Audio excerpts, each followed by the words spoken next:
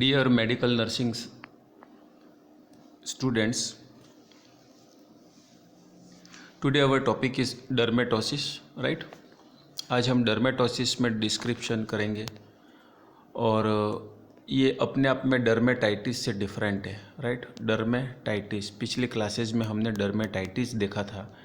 Dermatitis means inflammation of dermis layer, means inflammation of skin tissues के जो inflammation होता है उसको हम डर्मेटाइटिस कहते हैं। यहाँ पर पर्टिकुलर कंडीशन है डर्मेटोसिस, और डर्मेटोसिस के अंदर ये इन्फ्लामेटरी और नॉन इन्फ्लामेटरी भी हो सकता है। इन्फ्लामेशन के कारण भी डर्मेटोसिस होता है और नॉन इन्फ्लामेशन के कारण की कंडीशन के कारण भी डर्मेटोसिस हो सकता है। तो आइए देखते हैं क्या है डर्मेटोसिस। फर्स्ट है dermatosis introduction. It is a term that refers disease of the integumentary system. Integumentary system means skin होना, राइट? आपके स्किन के अंदर कोई डिजीज़ कंडीशन है तो उसको हम कॉमनली जनरली क्या कहते हैं? डर्मेटोसिस कहते हैं। यदि उसमें इन्फ्लामेशन हो, इन्फेक्शन हो और इन्फ्लामेटरी रिस्पॉन्स यदि उसमें आता है तो डर्मेटाइटिस होता है, जिसके अंदर लीजन्स वगैरह बनते हैं जो हमने पिछली क्लासेस में देखे थे। अभी सेकंड पॉइंट इसमें है classification includes the everything on the surface of the body, skin, nail और हेयर, राइट? स्किन पर है या नेल पर है या हेयर पे है, उनके अकॉर्डिंग इस डर्मेटोसिस का क्लासिफिकेशन किया जाता है। Any condition affecting the skin could be characterised A dermatosis, means ऐसी कोई भी कंडीशन जो कि स्किन को अफेक्ट करे, स्किन को डैमेज करे, स्किन की जो सेल्स हैं, टिश्यूज़ हैं, उनके फंक्शनिंग को डिस्टर्ब करते हैं, तो उस तरह की सारी कंडीशंस डर्मेटोसिस के अंदर काउंट होती है। कहना ये चाहता हूँ कि डर्मेटोसिस जो है वो अपने आप में एक बहुत बड़ा वर्ड है जिसके अंदर बहुत सारे टाइप्स और कैरेक्टरिस्टिक्स हो सकते हैं, क्लासिफिकेशन हो सकते हैं। Second, dermatosis is a term that refers to the disease of integumentary system. Classification includes the everything surface on the body, skin, nail, hair, जैसा कि हमने पिछली क्लास स्लाइड के अंदर देखा, वही चीज़ यहाँ पे रिपीट हो रही है। डर्मेटोसिस दो तरह का हो सकता है, infectious and non infectious. So dear students, जो हमारा डर्मेटोसिस, जो इन्फेक्शियस डर्मेटोसिस जो होता है, राइट, जो इन्फेक्शियस डर्मेटोसिस होता है उसमें क्या होता है कि ये bacteria, fungal, viral, right, protozoal, इस तरह के इन्फेक्शन के कारण से लीजन वगैरह जो बनते हैं और टिश्यू के अंदर डिजीज़, स्किन टिश्यू में डिजीज़ आ जाती है जिसको हम इन्फेक्शियस डर्मेटोसिस कहते हैं। और ऐसी कंडीशन जिसके अंदर जैसे एलर्जी हो जाना, राइट, और केमिकल अटैक, ये सारी चीज़ें एक्सीडेंटल, ये सारी चीज़ें ऐसी हैं जो नॉन इन्फेक्शियस में होती हैं, जो इन्फेक्शन के कारण से नहीं होती है। तो यहाँ पर बड़े रूप में देखा जाए तो दो ही टाइप हैं, infectious dermatosis and non infectious dermatosis. Dear students, आगे की स्लाइड देखते हैं, टाइप्स। तो यहाँ पर क्या है, skin has a several layer, skin के अंदर सेवरल लेयर्स होती है, इंक्लूडिंग द एपिडर्मिस। सबसे ऊपर एपिडर्मिस रहती है और उसके नीचे रहती है डर्मिस, और उसके नीचे रहती है सबक्यूटेनियस टिश्यू। द डर्मेटोसिस में involve a changes in any all of the skin layer, कि स्किन लेयर के किसी भी लेयर के अंदर चेंजेस होते हैं, एबनॉर्मल चेंजेस होते हैं, तो वहाँ पर डर्मेटोसिस वर्ड यूज़ किया जाता है। The term you may hear to describe the dermatosis of the skin include rashes का बन जाना। डर्मेटोसिस में क्या क्या चीज़ें इंक्लूड होती है, सो मैं आपको एक बार बता दूँ, रिवाइज करवा दूँ कि पहला तो उसके अंदर रेशेस बन जाना, राइट, या फिर उसके अंदर लीजन्स प्रोड्यूस हो जाना। लीजन के बारे में पिछली क्लासेस हमने देखी थी, लीजन पार्ट 1, पार्ट 2, दो बड़ी क्लासेस देखी थी।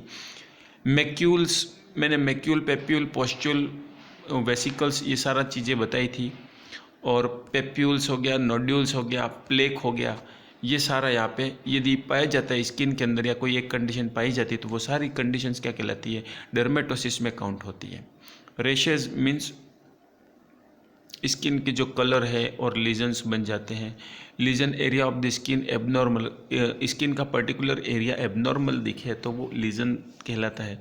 मैक्यूल, जिसके अंदर कलर चेंज हो जाते हैं, कंसिस्टेंसी ऑफ स्किन जो है वो डैमेज हो जाती है। पेप्यूल के अंदर क्या होता है, एक प्रोट्यूस्ड एरिया, बम्प लाइक स्ट्रक्चर थोड़ा बाहर की तरफ उभरा हुआ रहता है और 1 सेंटीमीटर से कम होता है। नोड्यूल क्या है, बम्प की तरह ये प्रोमिनेंट एरिया ही होता है स्किन का, जो कि 1 सेंटीमीटर डायमीटर से ज़्यादा इसकी साइज़ होती है। और प्लेक जो है वो एक तरह से अफेक्टेड स्किन जिसके अंदर डेड टिश्यू और पस एक्यूमुलेशन और ये सारी चीज़ें उससे जुड़ी हुई होती हैं, तो जो कि हमने पिछले क्लासेस में भी पढ़ा था। लेकिन अभी इस स्लाइड में हमको देखना है कि ये जो यदि वर्ड्स दिखते हैं तो ये सारे डर्मेटोसिस के अंदर काउंट होते हैं। तो डर्मेटोसिस जो है एक तरह से स्किन डिजीज़ है जो कि पर्टिकुलर स्किन पर, नेल पर या हेयर जो भी उसके साइट है जहाँ पे डर्मेटोसिस हुआ है उस पर डिपेंड करता है कि वो कहाँ पर या कौन से स्ट्रक्चर का है। स्किन का है, डर्मिस का है, हेयर का है, एपिडर्मिस का है, सबक्यूटेनियस का है, ये सब उसका टाइप जो है वो डिफाइन करता है। आगे बढ़ेंगे। Common cause of dermatosis. Dermatosis क्यों होता है? तो पहला कॉज है इसका ऑटो इम्यून डिसऑर्डर्स। पहला तो ये क्या है, ऑटो इम्यून डिसऑर्डर है। सेकंड है ये बैक्टीरिया से होना। थर्ड है फंगस से होना। फोर्थ है जेनेटिक सुसेप्टिबिलिटी और फिफ्थ है वायरसेस इन्फेक्शन के कारण से। सो डियर स्टूडेंट्स, ये 5 ऐसे फैक्टर्स हैं जो डर्मेटोसिस कॉज कर सकते हैं। यदि इन्फेक्शियस एजेंट से होता है तो इन्फेक्टिव डर्मेटाइटिस, इन्फेक्शियस डर्मेटोसिस कहते हैं। और यदि जेनेटिकली होता है तो वो जेनेटिकल, और बिना इन्फेक्शन के होता है तो वो नॉन इन्फेक्शियस डर्मेटोसिस कहलाता है। नेक्स्ट है डायग्नोसिस। डर्मेटोसिस को कैसे डायग्नोस किया जाए, कैसे जांच पड़ताल की जाए? तो यहाँ पे लिखा है, it is difficult to diagnose the skin conditions without help of your experts. Experts के बिना, स्किन के जो डॉक्टर हैं, स्किन जो मास्टर इन जो डॉक्टर रहते हैं स्किन के लिए, स्पेशली सबक्यूटेनियस और क्यूटेनियस इंटेग्यूमेंट्रोलॉजिस्ट जो रहते हैं, राइट, तो उनके द्वारा ही ये डायग्नोस किया जाता है। There are the 1000 of the possible skin condition. Skin में यदि हम देखें तो 1000 से भी ज़्यादा, 1000 से भी ज़्यादा पॉसिबल कंडीशन जो है वो हमको देखने को मिल सकती है। तो इसीलिए यहाँ पर एक्सपर्ट का एडवाइस होना बहुत ज़रूरी है। The important to discuss any changes of your doctor you can get proper diagnosis. लेकिन बेसिकली मैं आपको बताऊँ कि यहाँ पर एज ए स्टूडेंट नर्स क्या क्या डायग्नोसिस होते हैं।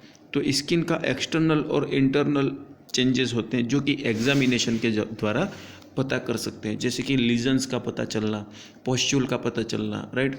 यदि स्किन पर्टिकुलर एरिया में एबनॉर्मल कलर है तो उसे हम लीजन कहेंगे, लेकिन वही स्किन का पार्ट यदि अपनी जगह से उभरा हुआ हो तो वो पेप्यूल और पॉस्चूल की कैटेगरी में आता है।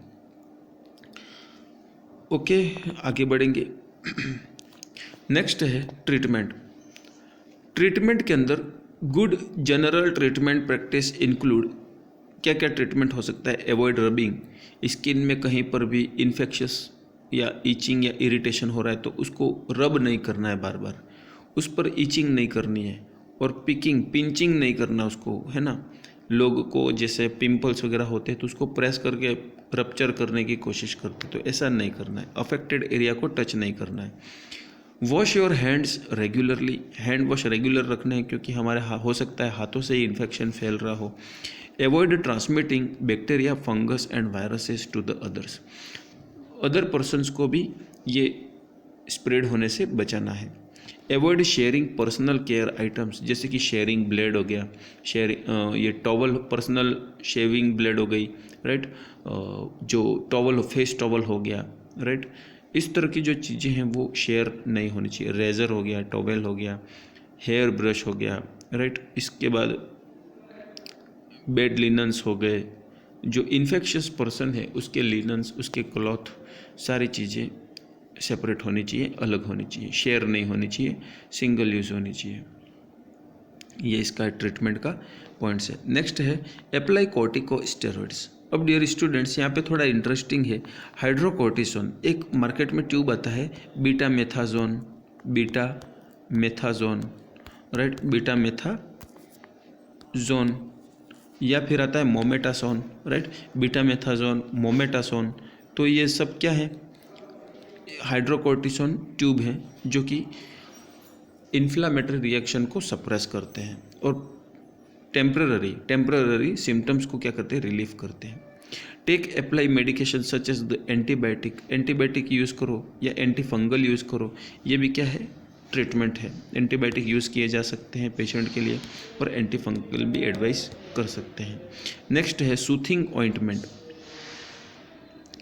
सूथिंग ऑइंटमेंट मीन्स ऐसे ऑइंटमेंट जो कि स्किन की जो ड्राइनेस है उसको रिड्यूस करे। तो soothing ointment is used to reduce the dryness such as the coconut oil, aloe vera oil, right. इसके बाद नेक्स्ट है keep affected area clean and dry. Patient को इंस्ट्रक्ट करना है कि वो अपनी स्किन को क्लीन और ड्राई रखे। ड्राई मीन्स नमी वाली ना रखे, राइट।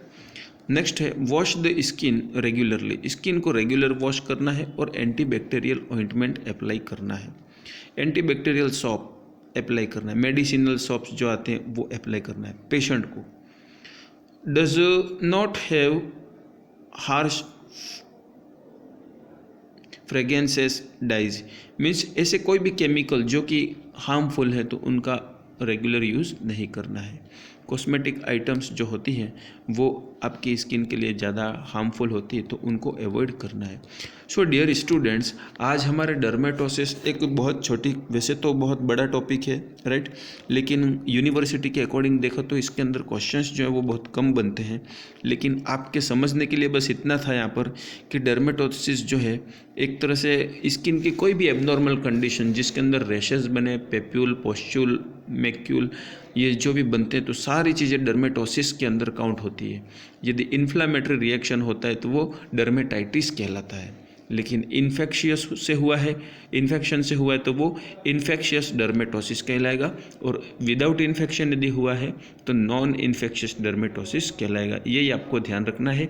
ट्रीटमेंट के लिए क्या क्या यूज़ की जाती है, तो एंटीबायोटिक्स, ऑयल, कोकोनट ऑयल और मॉइस्चराइज़र, और ये सारी चीज़ें इसमें यूज़ की जाती है, एंटी फंगल्स वगैरह। और लास्ट है अटेंडेंस। अटेंडेंस में आपको क्या करना है कि क्लास अटेंड होने के बाद आपको अपनी टॉपिक और प्रेजेंट के साथ रिप्लाई करना है ताकि आपकी अटेंडेंस यहाँ पर ऑफलाइन मेंशन हो जाए। All the best.